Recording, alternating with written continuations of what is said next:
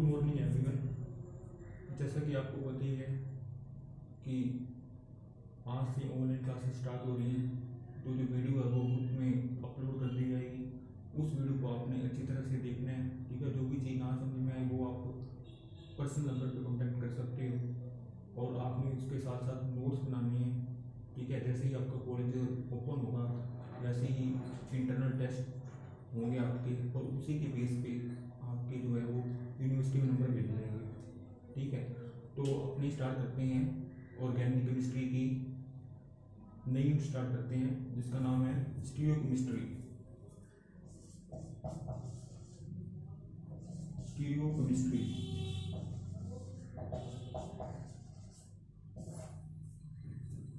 ठीक है।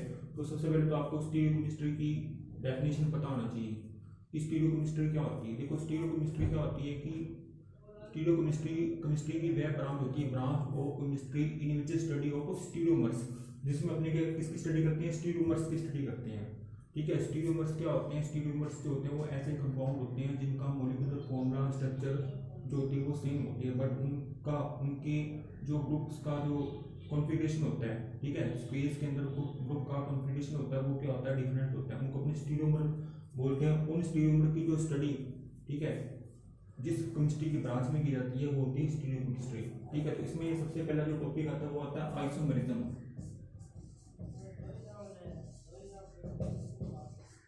आइसोमेरिज्म, ठीक है। आइसोमेरिज्म के बारे में आप सब जानते हो कि आइसोमेरिज्म क्या होती है। देखो, आइसोमेरिज्म अपने उसको बोलते हैं जिसमें क्या होता है कि ऐसे कंपाउंड जिनका मॉलिक्यूलर फॉर्मूला, ठीक है, फिजिकल मॉलिक्यूलर फॉर्मूला जो होता है वो समान होता है, बट उनकी फिजिकल एंड केमिकल प्रॉपर्टी क्या होती है, डिफरेंट होती है। वो दोनों कंपाउंड जो होते हैं वो एक दूसरे के क्या होते हैं, आइसोमर होते हैं, ठीक है। और इस फिनोमेना को क्या बोलते हैं, आइसोमेरिज्म, ठीक है। अगर अपने देखें आइसोमेरिज्म का क्लासिफिकेशन ऑफ आइसोमेरिज्म, देखो जो आइसोमेरिज्म जो होती है वो इसको अपने दो पार्ट्स में क्लासिफाई कर सकते हैं। पहला होता है, पहला पार्ट होगा इसका स्ट्रक्चरल आइसोमेरिज्म,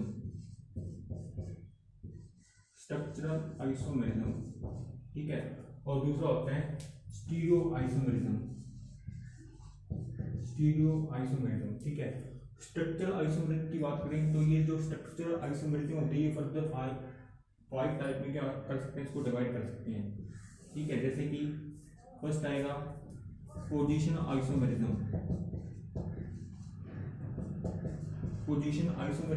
उसके बाद सेकंड आएगा चेन आइसोमेरिज्म, फिर उसके बाद आता है मेटामेरिज्म,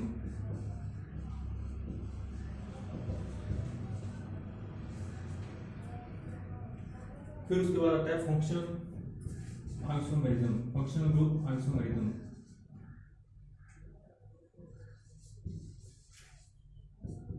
और उसके बाद आता है टोटोमेरिज्म, लास्ट टोटोमेरिज्म, ठीक है। और जो स्टीरियो आइसोमेरिज्म होती है, इस स्टीरियो आइसोमेरिज्म को अपने दो कैटेगरी में डिवाइड कर सकते हैं। एक होती है, एक होता है कॉन्फिगरेशनल आइसोमेरिज्म,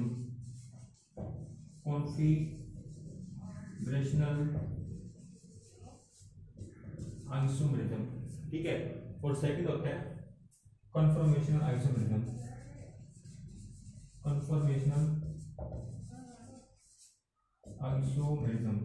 ठीक है। जो कॉन्फ़िगरेशनल आइसोमेरिज्म होती है इसको फर्दर अपने दो पार्ट्स में डिवाइड कर सकते हैं। एक होता है जियोमेट्रिकल आइसोमेरिज्म और एक होता है ऑप्टिकल आइसोमेरिज्म, ठीक है। तो ये था आपका आइसोमेरिज्म का क्लासिफिकेशन, ठीक है। आइसोमेरिज्म जो होती है वो टू टाइप की होती है, स्ट्रक्चरल और स्टीरियो आइसोमेरिज्म। जो स्ट्रक्चरल आइसोमेरिज्म होती है ये क्या होते हैं कि इसमें क्या होता है कि जो कंपाउंड्स होते हैं, ठीक है, उनकी कंपाउंड की जो स्ट्रक्चर होती है वो तो क्या होती है, सेम होती है। मॉलिक्यूलर फॉर्मूला भी क्या होता है यहाँ पे सेम होता है, बट उनकी जो स्ट्रक्चर होगी वो क्या होगी, डिफरेंट होती है। ठीक है।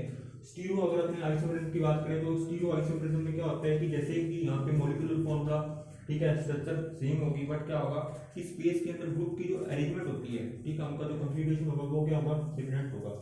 उसके बाद अपने बात करते हैं स्ट्रक्चर आइसोमरिज्म। ये 5 टाइप की होती है, position, chain, metamerism, functional group isomerism और प्रोटोमरिज्म।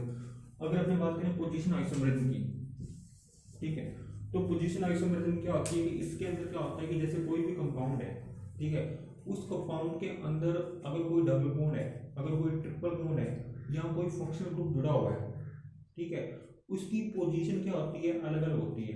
जैसे आपके पास दो कंपाउंड है, ठीक है, जैसे एक हो गया ब्यूटीन, जैसे 1 butene, C double bond C, ये 1 ब्यूटीन है, ठीक है। इसके अंदर क्या होता है कि जो डबल बॉन्ड है वो नंबर 1 कार्बन पे है, ठीक है। इसका जो दूसरा आइसोमर होगा वो क्या होगा, उसमें डबल बॉन्ड जो होगा वो दूसरे कार्बन में पहुंचेगा, 1 2 3 4, तो ये होगा 2 ब्यूटीन, ठीक है। तो ब्यूटीन के दो आइसोमर बनते हैं, एक होगा 1 ब्यूटीन और एक होगा 2 ब्यूटीन। और अगर यहाँ पे फंक्शनल ग्रुप लगा हो तो फंक्शनल ग्रुप की क्या हो सकती है, पोजीशन चेंज हो सकती है। जैसे अपने बात करें जैसे कि प्रोपेनॉल, CH3 CH2 CH2OH, ये हो गया 1 प्रोपेनॉल, क्योंकि इसमें जो OH होगा वो कहाँ है, फर्स्ट कार्बन पे है, और ये OH अगर सेकंड पे होगा तो हो जाएगा 2 प्रोपेनॉल, और ये दोनों क्या होंगे, एक दूसरे के पोजीशनल आइसोमर होंगे, ठीक है।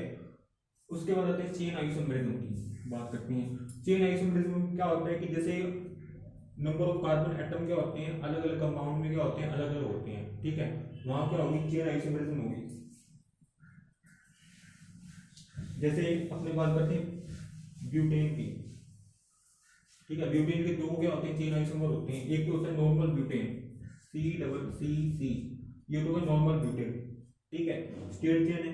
दूसरा इसका जो आइसोमर बनता है वो होता है आइसोब्यूटेन, नॉर्मल ब्यूटेन और आइसोब्यूटेन, ठीक है। उसी तरह पेंटेन है, पेंटेन के 3 आइसोमर बनेंगे, नॉर्मल पेंटेन, आइसोपेंटेन और नियोपेंटेन, ठीक है। जैसे आपने यहाँ पे ब्यूटेन लिखा है, ब्यूटेन में देखो सबसे पहले तो इस जो नॉर्मल ब्यूटेन है इसमें कितने कार्बन की चेन है, इसमें 4 कार्बन की चेन है, 1 2 3 4, इसमें 4 कार्बन की चेन है। अगर अपने इसकी की बात करें तो इसमें कितने कार्बन की चेन है, 1 2 3, ये हो गया 2 मेथिल प्रोपेन, यानी यहाँ 3 कार्बन की चेन है और यहाँ 4 कार्बन की चेन है, तो कार्बन की चेन अलग अलग है, तो मतलब कि यहाँ पे कौन सा आइसोमरिज्म होगी, चेन आइसोमरिज्म।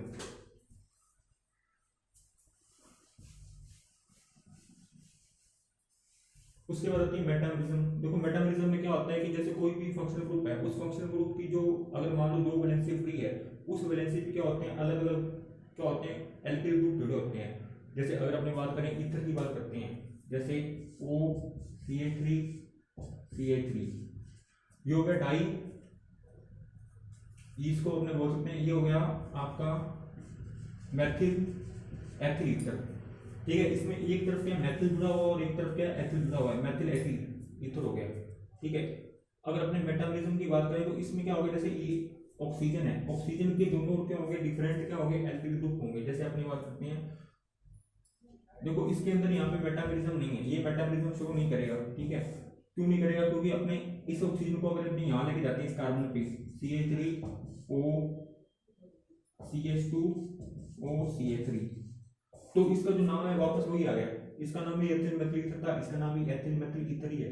तो यहाँ पे मेटाबॉलिज्म नहीं होगी। मेटाबॉलिज्म किसमें होती है, जैसे अपने बात करते हैं प्रोपिल मेथिल ईथर, कि एक तरफ क्या हो प्रोपिल ग्रुप जुड़ा हो और एक तरफ क्या हो मेथिल ग्रुप जुड़ा हो। जैसे यहाँ ये मेथिल हो गया और ये ग्रुप जुड़ गया CH2 CH2 CH3, ठीक है, एक तो ये हो गया, ठीक है। अब इसका जो आइसोमर होगा कोई दूसरा आइसोमर बनेगा CH3O CH CH3 और यहाँ भी CH3, ये मेथिल हो गया और ये हो गया आइसोप्रोपिल, ठीक है। यहाँ मेथिल था, यहाँ क्या था प्रोपिल था, यहाँ मेथिल था और यहाँ पे आइसोप्रोपिल हो गया ये वाला ग्रुप, ठीक है। तो इसमें कौन सी आइसोमरिज्म होगी, मेटामरिज्म। इसमें क्या होता है, जैसे फंक्शनल ग्रुप होगा, फंक्शनल ग्रुप के दोनों क्या होंगे, जैसे ये फंक्शनल ग्रुप है, यहाँ पे ईथर, ये भी ईथर है, इसके इन दोनों के अंदर क्या दोनों साइड पे जो एल्किल ग्रुप है वो डिफरेंट है, यहाँ मेथिल प्रोपिल था, मेथिल आइसोप्रोपिल है। उसके बाद functional group isomerism. Functional group isomerism में क्या होंगे, फंक्शनल ग्रुप क्या होते हैं, अलग अलग होते हैं, ठीक है। दो कंपाउंड के अंदर जैसे उनका मॉलिक्यूलर फॉर्मूला तो रहेगा सेम, और उनके जो उनमें जो फंक्शनल ग्रुप होंगे वो क्या होते हैं, अलग अलग होते हैं। और टोटोमरिज्म में क्या होता है कि दो आइसोमर होते हैं, एक होता है कीटो और एक होता है इनोल।